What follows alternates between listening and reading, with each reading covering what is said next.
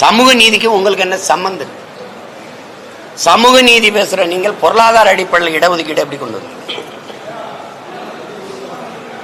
Economically பேக்வேர்டுன்னு நீங்க சொல்றீங்க, நாங்க சோசியலி எக்கனாமிக்கலி பேக்வேர்டு. நீங்க இந்த இடஒதுக்கீடு முறை எதற்காக கொண்டு வரப்பட்டதுன்னு முதல்ல முடிவுக்கு வாங்க.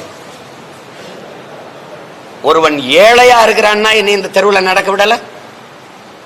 ஏழையா இருக்கிறான் சீமான் அந்த குளத்துல குளிக்காதுன்னு சொன்னீங்க.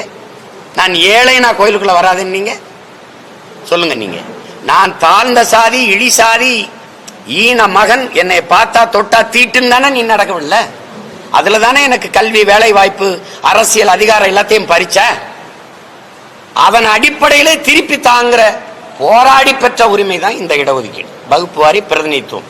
இடஒதுக்கீடுன்னு கூட சொல்லக்கூடாது. ஏன்னா நீ ஏற்கனவே இடம் தராம ஒதுக்குன, இப்ப இடம் கொடுத்து ஒதுக்குறேங்கிற. இடப்பகிர்வு, இடப்பங்கீடுன்னு தான் நீ சொல்லணும். இந்த ரிசர்வேஷன் கோட்டா போராடி பெற்றது இதுக்காக தான்.